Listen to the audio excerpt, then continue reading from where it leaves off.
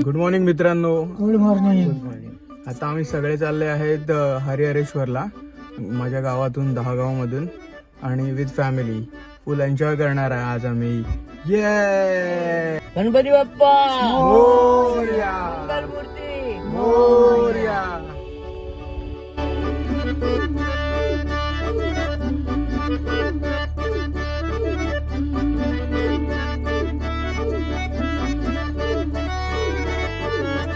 कोकणचो रुबा भारी, माझ्या कोकणचो बाई तो रो भारी, दिसते भारी गणपतीची स्वारी, अन आला धादिस मामाच्या घरी. मालवण चिपळूण सावंतवाडी, माझ्या कोकण गावांचो दिमाग भारी, दिसते भारी गणपतीची स्वारी.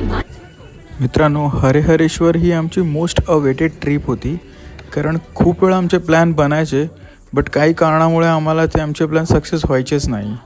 पण आजचा आमचा चांगला मुहूर्त होता आणि शेवटी आम्ही आज निघालो आमची 1 डे ट्रिप हरिहरेश्वरसाठी. तुम्ही बोलवा गाडी, ना ना ना ना ना ना ना ना ना ना ना ना ना. हॅलो. सो आता आम्ही पोहोचलो आहोत पेशवी गावात आणि आम्ही जाणार आहोत बाग मंडलाला फेरी बोटने. तर 5 जणांचे आमचे 300 रुपये चार्ज केले आणि आता इथून पुढचा प्रवास 15 मिनिटाचा आहे आणि आम्ही पोहोचणार आहोत हरिहरेश्वरला. बाय.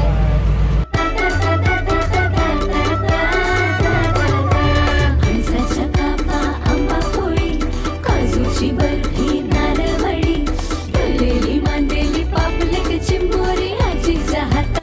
तर मित्रांनो, हरिहरेश्वराचे देऊळ हे जुने आहे. ते शिवकालीन असावे असा अंदाज आहे, परंतु बांधकामाचा निश्चित कालखंड सांगता येत नाही. पहिल्या बाजीरावाने या मंदिराचा जीर्णोद्धार 1723मध्ये केलेल्याचे पुरावे आहेत. याची एक आख्यायिका अशी आहे की बळीराजाकडून 3 पावले भूमी घेताना वामनाने ठेवलेले दुसरे पाऊल हरिहरेश्वरापासून सुरू झाले. सर्वसाधारणपणे प्रथम काळभैरवाचे दर्शन, नंतर हरिहरेश्वराचे दर्शन करून परत काळभैरवाचे दर्शन घ्यावे अशी प्रथा येथे आहे. मित्रांनो, दर्शन घेतल्यानंतर मंदिराच्या मागे 100 ते 150 पायऱ्या आहेत. ते चढल्यानंतर तिथले सृष्टी सौंदर्य डोळ्याचे पारणे फेडणारे आहे. या क्षेत्राला नयनरम्य समुद्रकिनारा लाभला आहे. येथे फेसाळणाऱ्या समुद्राच्या लाटा आणि त्या लाटांचा नाद आपल्या कानात घुमू लागतो. त्या लाटांची लय आपल्याला तरंगातून दिसू लागते. किती वर्षांनी आलीस या बीचवर? 15 ते 17 वर्षांनी आलो आम्ही. किती? 15 ते 17 वर्ष झाले. छान आहे, खूप छान आहे. आणि आता पाहाल तुम्ही तर जरा भरती आहे म्हणून पाणी वरती आलं आहे हाय टाईडमुळे. तर मित्रांनो, आम्ही नंतर निघालो दिवे आगारला सुवर्ण मंदिर पाहण्यासाठी. तर मध्येच वाटेत जाताना आम्हाला दुकानं भेटली, तर मम्मी पप्पाने तिकडे काही घरगुती शॉपिंग केली आणि त्यानंतर आम्ही निघालो दिवे आगारला. तर मित्रांनो, सुवर्ण मंदिराचा इतिहास असा आहे की 7 नोव्हेंबर 1998 साली या मंदिराजवळील नारळाच्या बागेतील जमिनीखाली एक तांब्याची पेटी सापडली.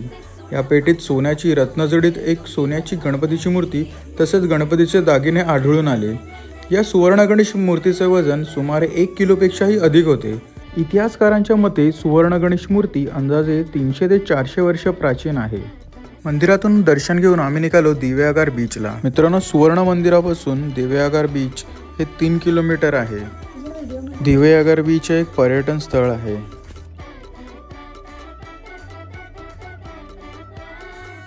तर मित्रांनो, पप्पा आणि काका गाडीत आराम करत होते कारण की ते थकले होते आणि आम्ही चौघं मस्त बीचवर आलो, एन्जॉय केलं आणि इव्हनिंग स्पेंड केली इकडे. दिवेआगार बीचवर स्पोर्ट्स ॲक्टिव्हिटीज पण आहेत, जसे की bumper ride, banana ride, dragon ride. प्रत्येक राईडचे वेगवेगळे चार्जेस आहेत. तर जाता जाता आपण आता फॅमिलीचा एक रिव्ह्यू बघूयात. पप्पा किती वर्षांनी आलेला हरिहरेश्वर बीचला? मी 20 वर्षांनी आलो. कसं वाटलं आता? सुंदर वाटलं. तुला मम्मी? अण्णा, तू किती वर्षांनी आलास? 15 ते 20 वर्षांनी. तर मित्रांनो आता आपण भेटूयात पुढच्या व्लॉगमध्ये. पुढचा व्लॉग खूप एक्सायटिंग असणार आहे. एक कोकणातली पारंपरिक रेसिपी आपण बघणार आहोत. तर चॅनल सबस्क्राईब करा. बाय.